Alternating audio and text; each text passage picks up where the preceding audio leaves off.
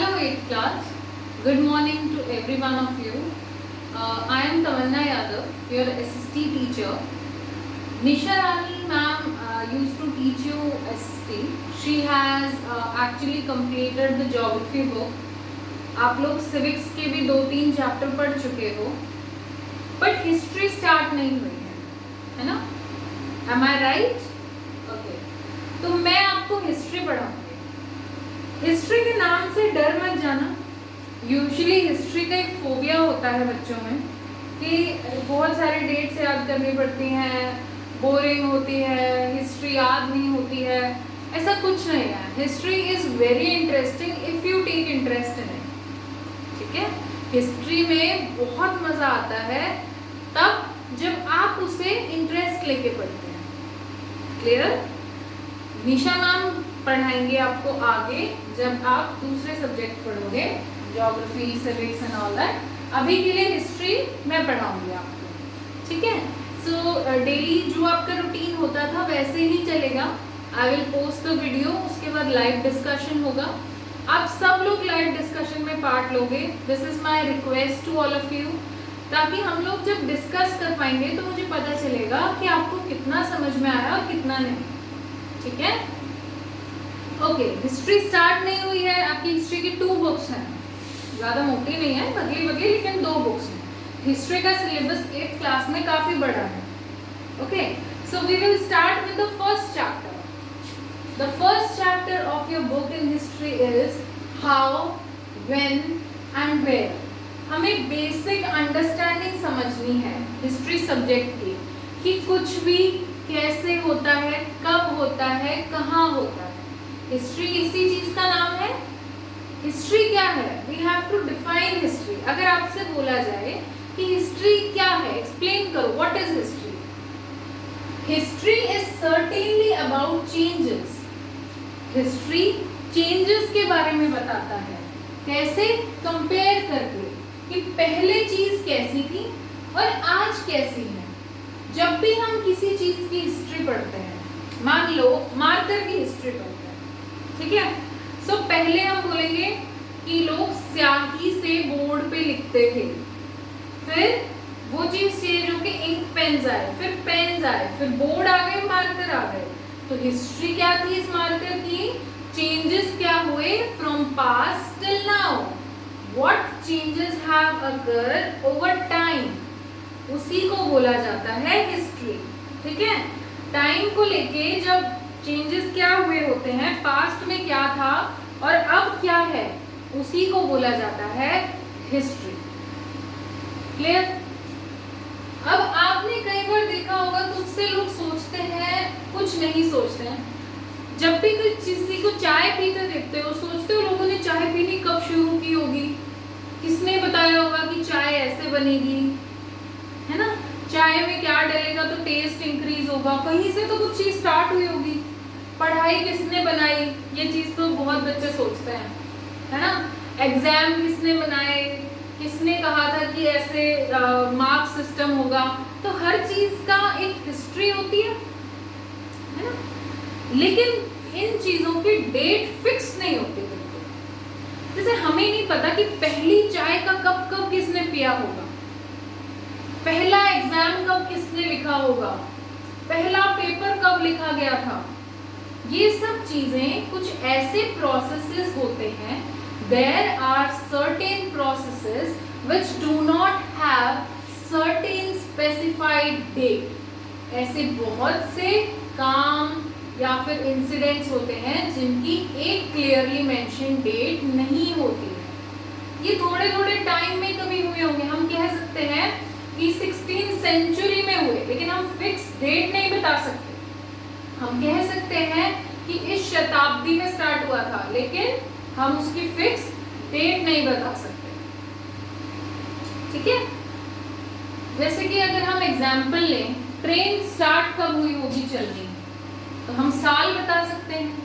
कि हम डेट बता सकते हैं कि पटरियां बिछनी कब शुरू हुई होंगी. अरे कभी किसी ने काम शुरू किया था तो हम वो साल बता सकते हैं, महीना बता सकते हैं. फिक्स डेट यूजुअली नहीं बता सकते. So history is not particularly about that's all the time.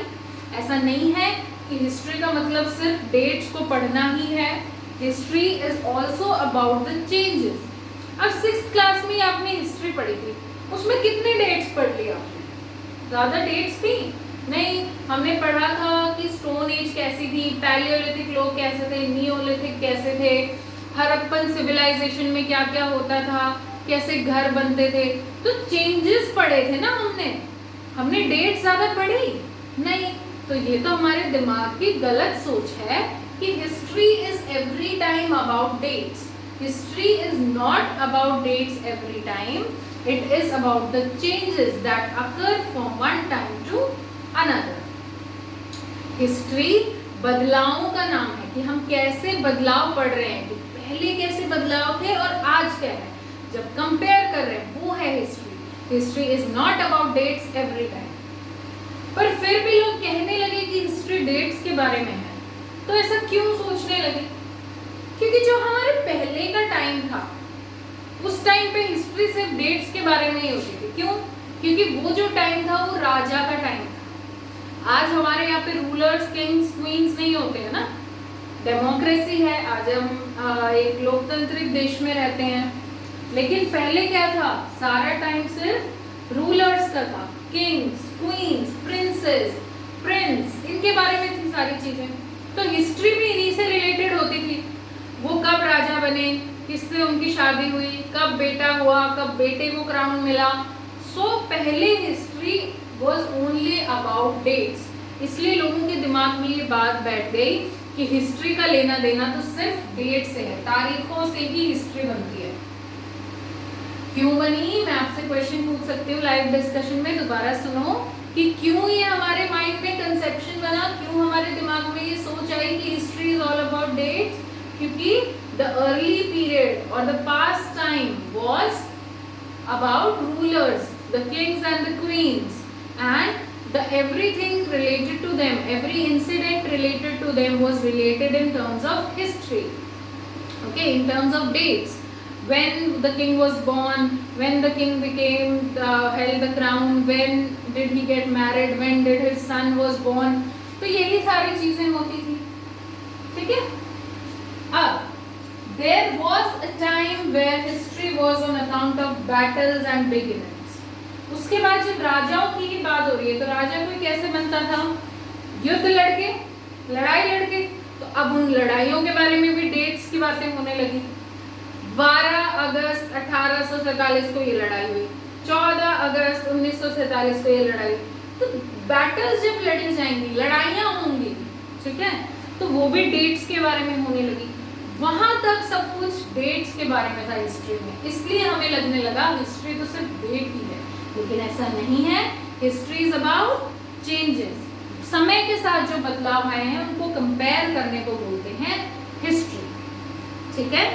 इतना समझ में आया? नेक्स्ट टॉपिक पे चलें।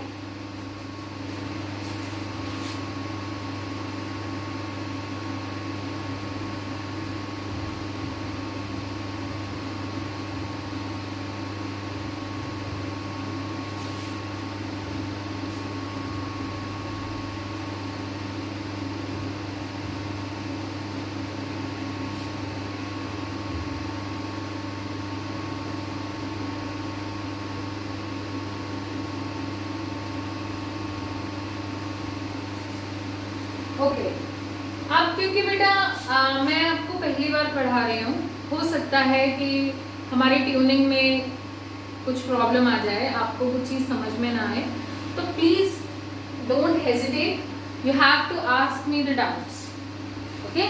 लाइव डिस्कशन में आप अपने सवाल रख सकते हो।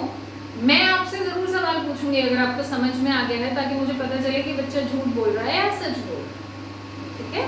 नेक्स्ट टॉपिक आपकी बुक में है, How do we periodize?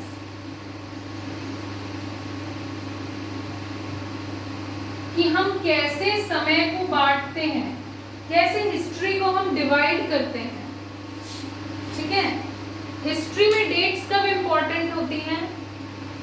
जब वो किसी एक इवेंट के बारे में बात करें कि पहला गवर्नर जनरल भारत में तब बना, कब बना? 1773 एमसीक्यू क्वेश्चन पूछ सकती हूँ मैं एग्जाम में आपसे। भारत का पहला गवर्नर जनरल कब बना? 1773। ओके, कौन थे? Warren Hastings. आपकी बुक में स्पेलिंग दी गई है, मैं यहाँ पे लिख रही हूँ, लिख लेना। Warren Hastings. Warren Hastings was the first governor general of India। कब बने थे? 1773 में। ये दोनों ही चीजें आपको अच्छे से याद करनी है। Who was the first governor general of India? Warren Hastings। When did Warren Hastings became the first governor general of India? 1773। Last viceroy कौन थे हमारे? Lord Mountbatten.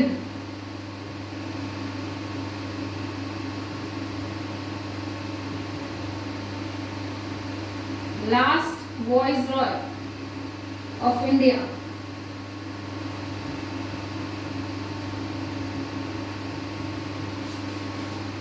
ये भी बहुत इंपॉर्टेंट क्वेश्चन बन सकता है। ये दोनों ही चीजें आपकी बुक में दी गई हैं, इसलिए मैं आपसे एमसीक्यू में एग्जाम में मंडे टेस्ट में पूछ सकती हूँ that who was the last viceroy of India?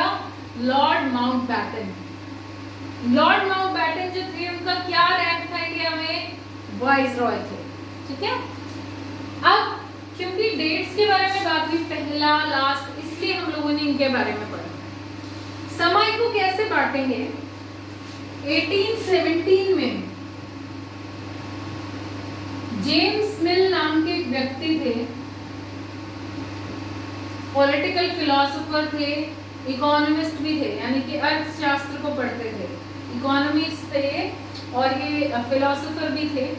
इन्होंने कैसे डिवाइड किया टाइम को पता है? इंडिया के टाइम को हिंदू, मुस्लिम, British.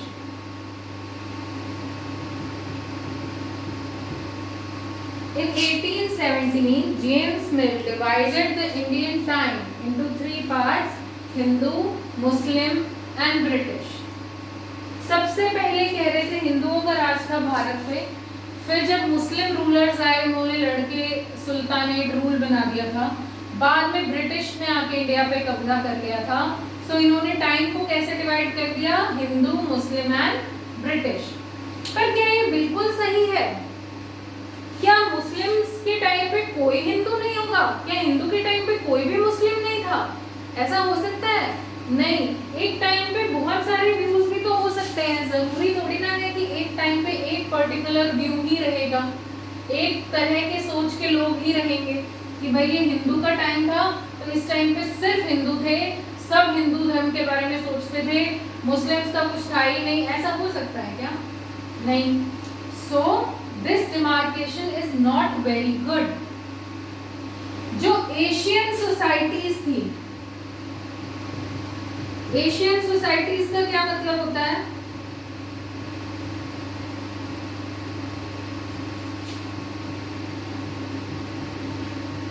Asian societies were less developed than European societies. इस लाइन का क्या मतलब है आप लोग समझो। दो कॉन्टिनेंट है, एशिया और यूरोप, इतना तो आपको पता है। एशिया में जितने भी देश हैं जो एशिया बनाते हैं उन्हें बोला जाता है एशियन सोसाइटी। जो यूरोप के देश हैं जो मिलकर यूरोप बनाते हैं उन्हें बोला जाता है यूरोपियन सोसाइटी। तो जेम्स मिल ने बताया कि एशियन सोसाइटी जो है, जो एशिया के देश हैं, वो यूरोप के देशों से कम विकसित हैं, लेस डेवलप्ड हैं। ठीक है, और उन्होंने बोला कि भारत को सिर्फ ब्रिटिश रूल विकसित कर सकता था। Only the British rule could civilise India. Civilise करना मतलब सभ्यता सिखाना, बेटरमेंट करना, डेवलप करना, ग्रोथ लाना, उसे बोलते हैं सिविलाइज।